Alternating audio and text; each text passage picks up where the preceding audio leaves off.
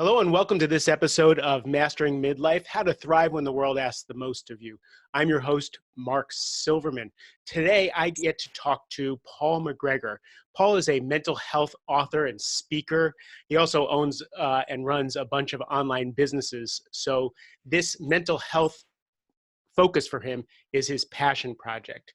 This passion project came because his father took his own life.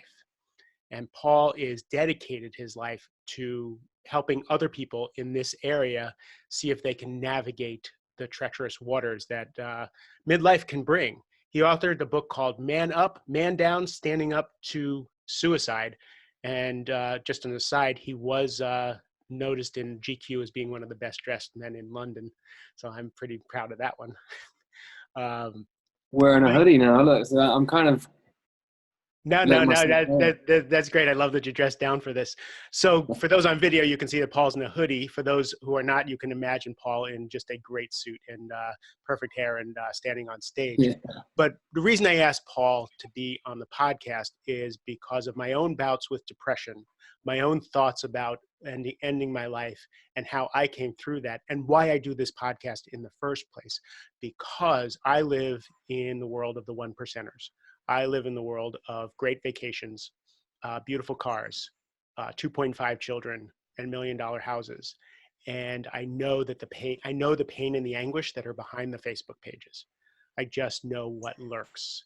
Not everybody, but a good point of us. And it doesn't matter whether you're so depressed that you can't get out of bed, or you just feel that mild malaise and you don't know what to do with it and you push it down.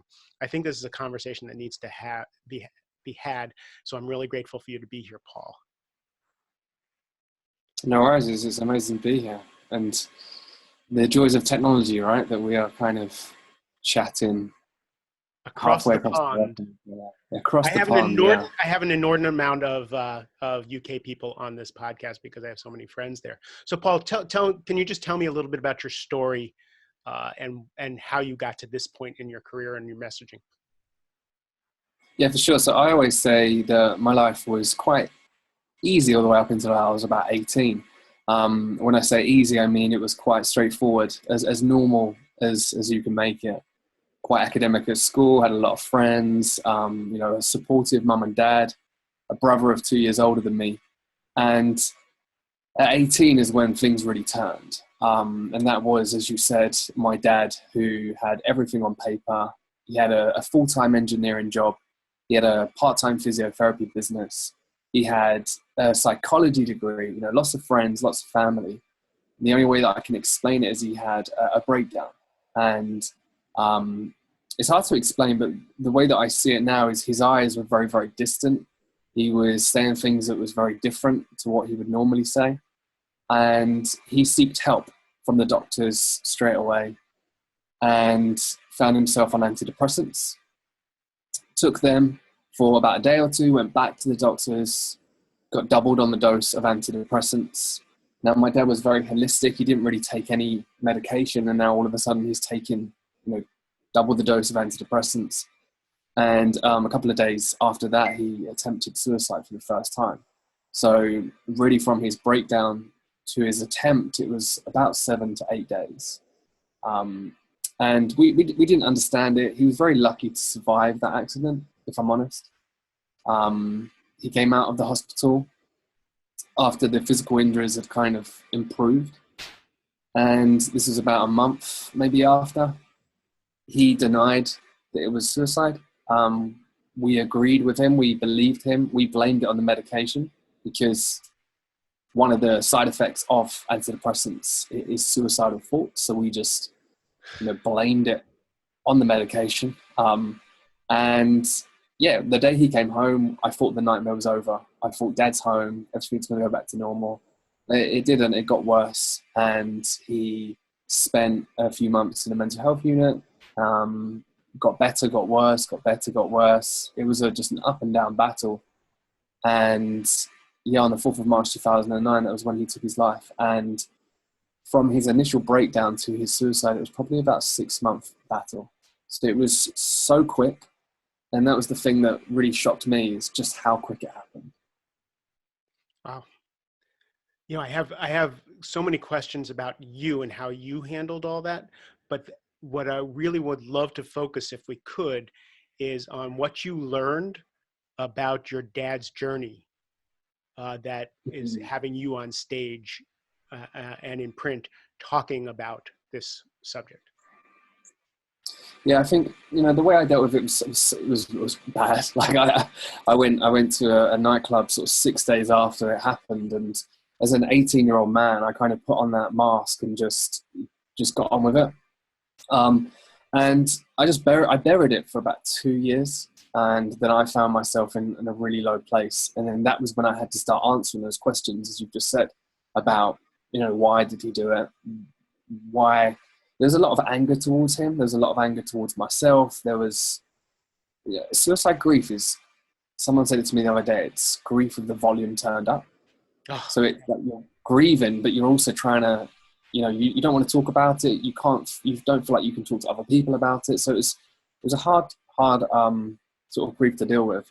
But when I started to answer the questions of where my dad was at, that was when I started to find a lot more peace out of it. So once I started to understand depression, once I started to understand his suicide, is when I could start to move on a little bit more. And I know that your audience is obviously, my dad died at 45. And he was a man who distracted himself very well. He kept busy all the time. He just wouldn't sit still. He occasionally meditated and he read and things like that, but he had a full-time job, and then he would have a part-time business, and he would be he'd run twice a day. He would, always be doing something. And the thing that got me was my dad was saving for an early retirement at 50. It took his life at 45. And it was almost like the biggest realization that I had, and there's a lot more that we can go into, but he just distracted himself. And a lot of men do this. We distract ourselves from that emotion. We bury it. We chase short-term pleasure, short-term fulfillment. And I think for my dad, it just all came creeping back up at one point, which obviously led to his breakdown and eventually his suicide. But yeah, it was definitely hard to take, because he was such an amazing man. And it's easy, it's easier for me to talk about it now because it's been nearly 10 years. But at the time, as you can imagine, it was very difficult. Yeah, so I really admire your ability to go on stage and just be able to use this to heal other people. So you're right. This audience is probably somewhere between 40 and 60. So right in that age, dealing with some of this stuff, maybe not as acute, but low level. And then how do they deal? So what did you learn about men and women who are in this stage? So one of the key things was I believed that my dad did it to us. So that he, it's hard for me to accept. Was I not loving enough for him to stay alive?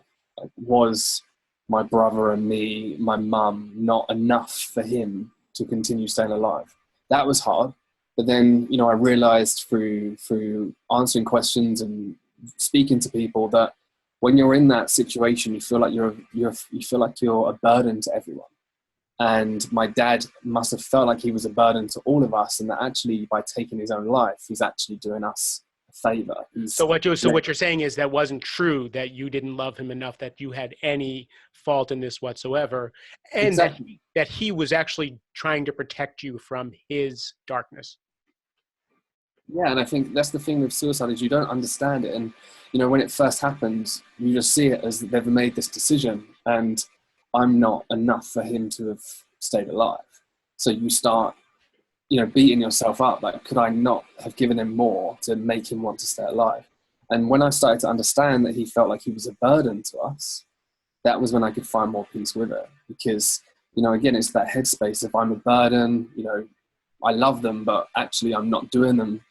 I'm not giving them any love. They would be better off without me. That was when I could start to accept it a little bit more. And also as well, someone explained it to me. When I got to that low point about 2 years later, I would not say that I was suicidal, but I think I was trying to figure out how my dad could do what he did. I was very, I was struggling. I was struggling a lot, but I don't think I ever would have done it. And it's the perspective of life closing in on you, and it's that tunnel vision. So like, again, my dad, and you see it all the time, you know, especially middle-aged men, it affects so many of them, where on paper, from the outside, everything looks perfect. You know, as you said at the beginning of this episode as well, in your situation, you know, everything looks perfect on the outside. But for my dad, and we were like, why is he suffering? You know, he's got so much going for him. Why is he suffering? But for him, it's that tunnel vision. You know, it's that pure tunnel vision. You've got no meaning left in your life. The only decision that you've got to make at that time is, do I live another day or do I end it? Yeah, I think that's a double bind for people who, especially affluent people who have everything going for them. You know, why do I feel this way? What's wrong with me that I feel this way? Why aren't I grateful for everything that I have and everything that I've done? And then you don't get the compassion from the people around you because they're like, "Buck up." You know, what do you know, why don't you look at what you have and what you, and it just makes, I think, Yeah. you feel worse because you're denying just what's happening inside you. You don't know if it's organic. You don't know if it's from childhood. You don't know what it's from.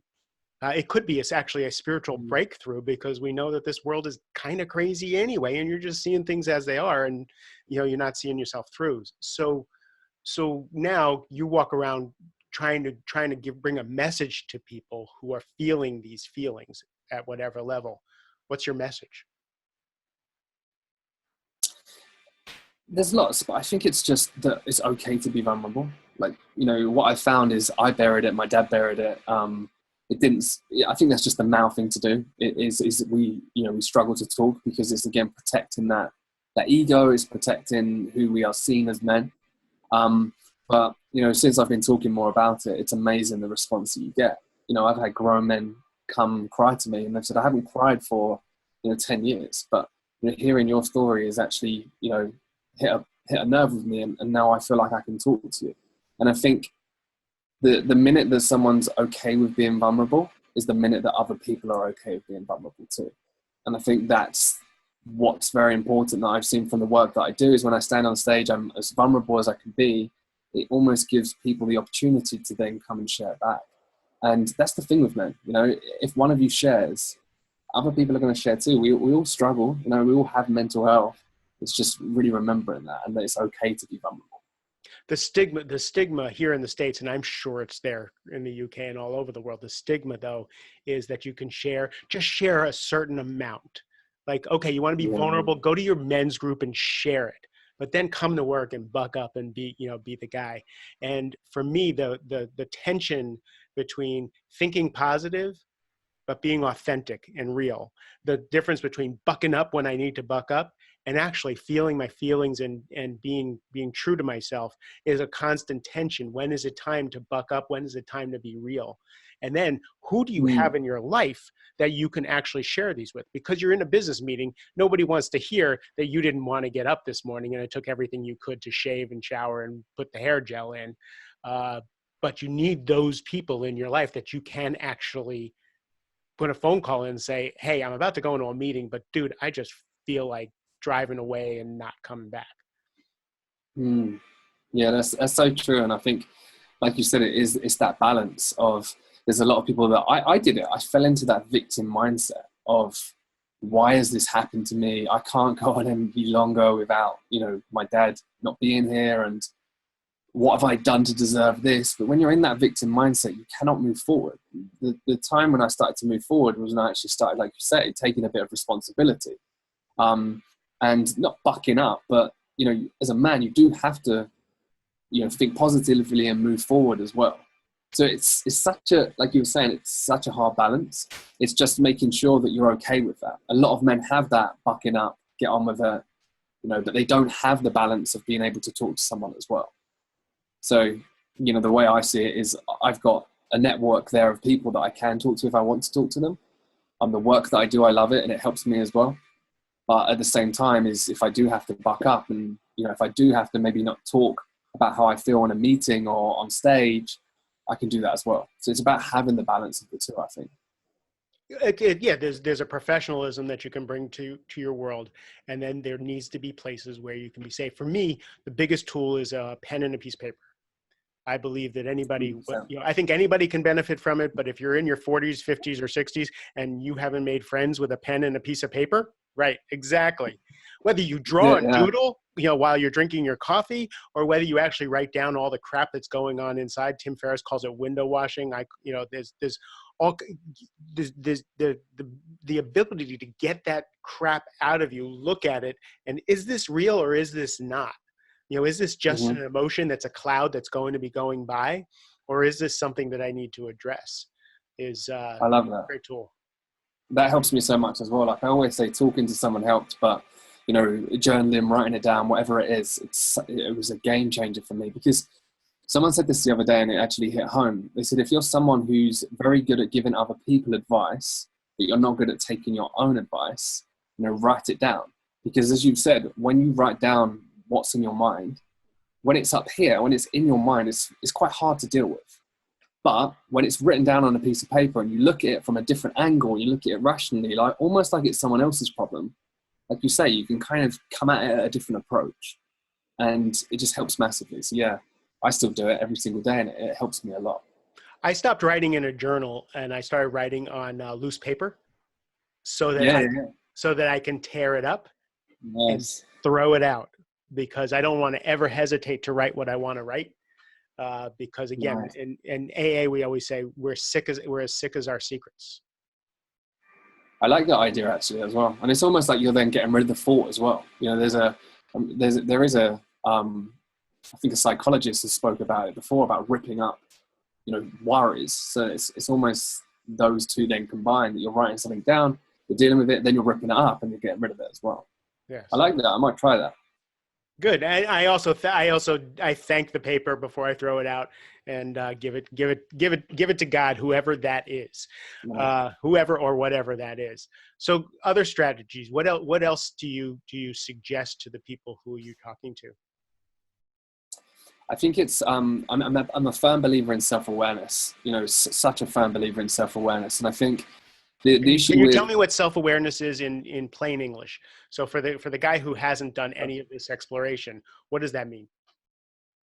for me, it's about exploring, it yourself. For me, it was a long process of exploring my dad, suicide, how I felt about it, then exploring a lot of, my childhood and why I act a certain way and why I behave a certain way. And then at the same time, exploring why my mum and dad act a certain way and behave a certain way. So self-awareness for me is really exploring personally about, the childhood always helps, tracing back to as far as you possibly can go, and seeing if you can put some of the pieces together to actually understand, why am I behaving like this? Why do I behave this certain way? But the key thing with mental health, with self-awareness, is we're all different. We're all completely different. What works for me, what works for you, what works for someone else is going to be different.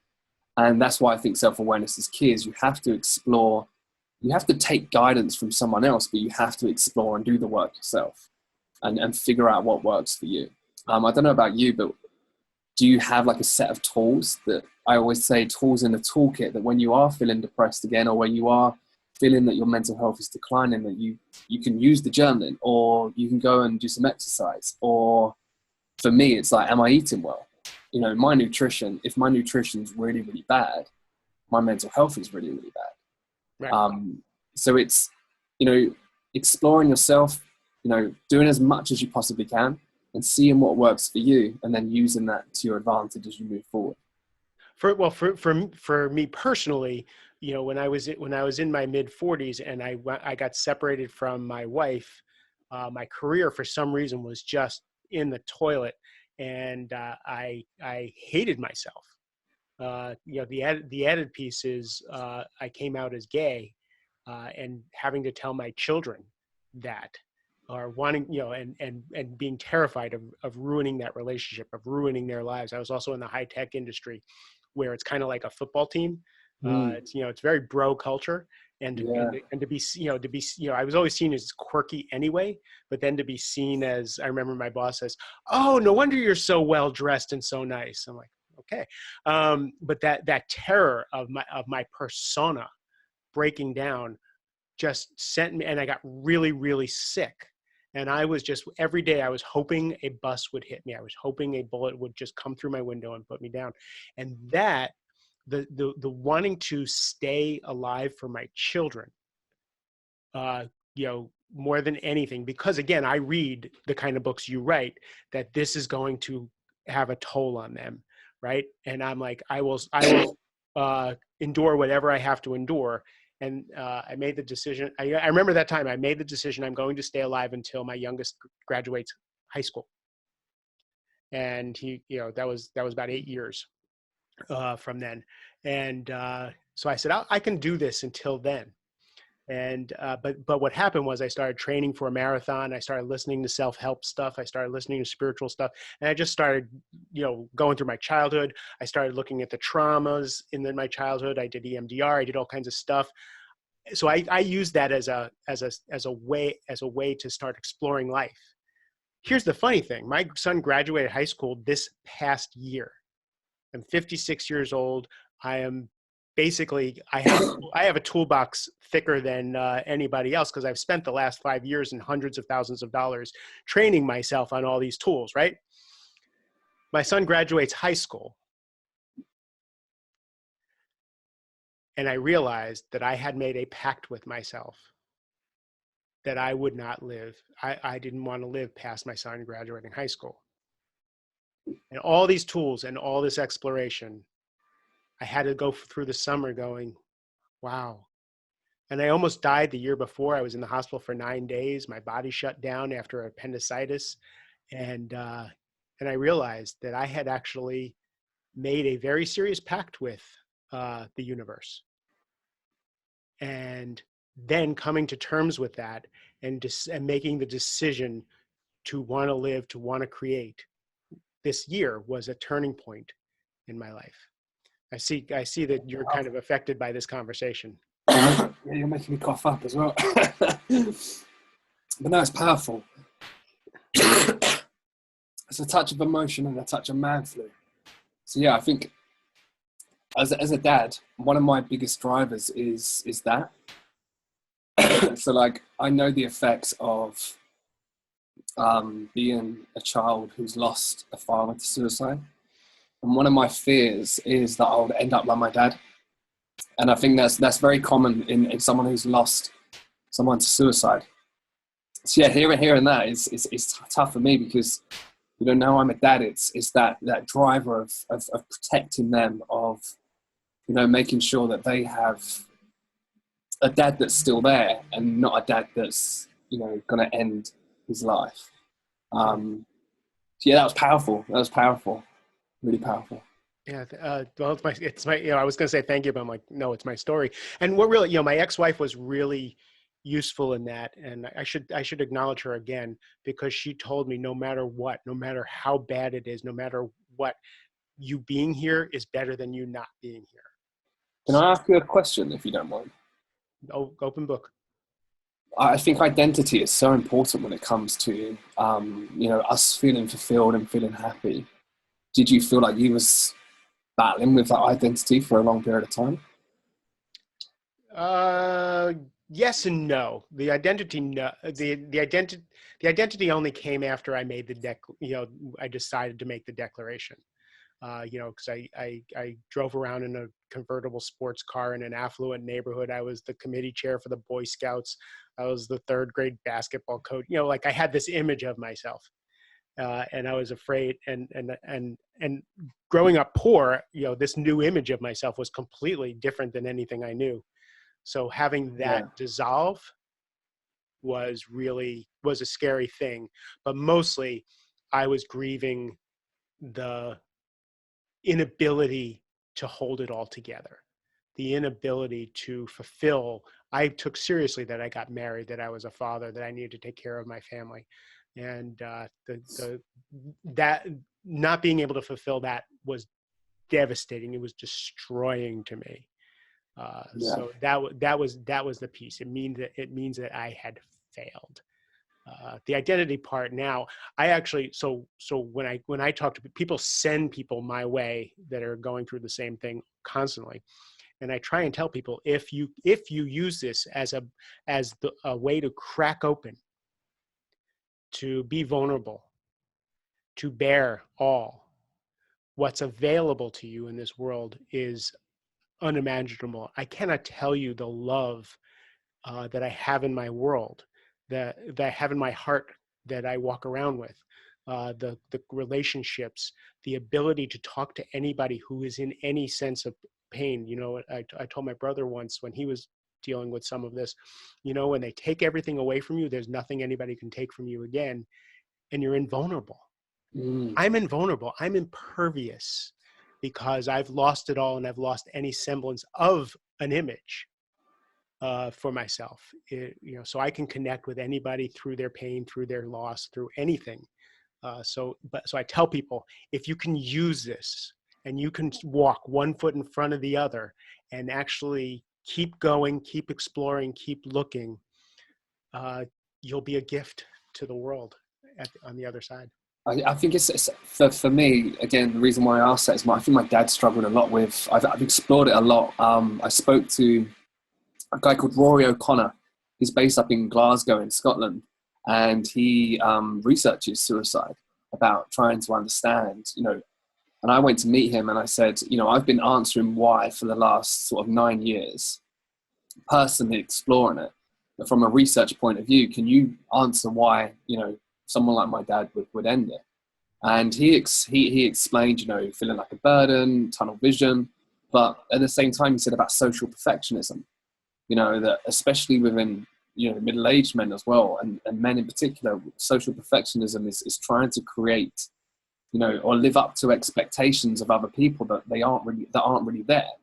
And for my dad, I think he struggled with that. You know, he had to look successful, he had to look happy, he had to look content, he had to look, you know, like everyone adored him. He never wanted to annoy anyone because he was obviously protecting his identity. He was protecting, you know, his reality, and the fact that he wasn't feeling the way that he looked that he was feeling. I just saw a statistic that 25% of college students are on some sort of antidepressant or some sort of drug. So that's college students. That doesn't bode well for mental health going into later years after the pressures of having children. So give me some final thoughts of so a 45-year-old man sitting in a car listening to this podcast. What do you want to say to him? I want to say that, wow, that's a tough question, because now I just imagine that I'm about to send this to my dad. I would say that being vulnerable is okay. It doesn't make you less of a man. I would tell them that find meaning in your life. Now that meaning can be anything. It can be something really small. It could be something, you know, family. You have to have some purpose. You have to have some meaning in your life, because when times get tough and you don't have any meaning, you have no meaning to live. And I think just being okay with being vulnerable, having meaning in your life, those two combined can really start to change things. Yeah. There's probably so much more that I would say to him. But if someone else is there as at 45, they are struggling in this moment in time, then yeah, I would just say that, you know, it's not weak if you are vulnerable at one point. It's not weak if you do say that you're struggling with your emotions. I've seen it in plain sight that if you just continue to bury it and chase short-term pleasure, short-term fulfillment, it will creep back up, and it will manifest in some way, whether it's physical, whether it's mental. You know, just be vulnerable, deal with it, and it doesn't make you less than a man. God, that's beautiful. Thank you. My own belief is that midlife is a time where what was working, both internally and externally, is no longer working, and it's a time to question. It's a time to get introspective. And if you're feeling those feelings, it's a time to move into those feelings, not stuff them or run away from them, to see what is it that life is trying to tell you? What is your soul trying to tell you that you need to change, to address, to evolve?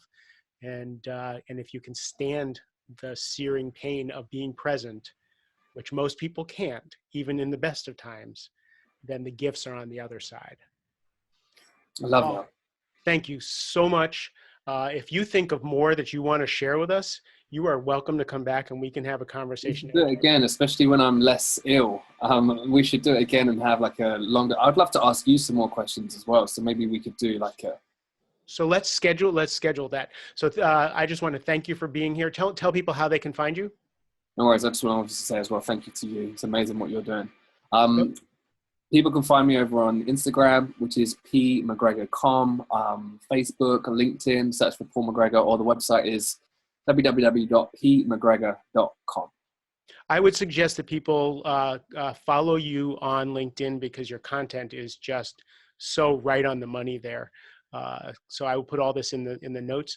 I want to thank you, and I want to thank everybody for listening. Thank you for being part of this podcast. If you found some use in it, please share it with as many people as possible, whether you saw it on YouTube or you listened to it on one of the podcast providers.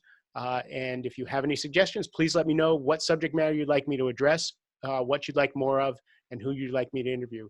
I love you all, and have a great rest of the day.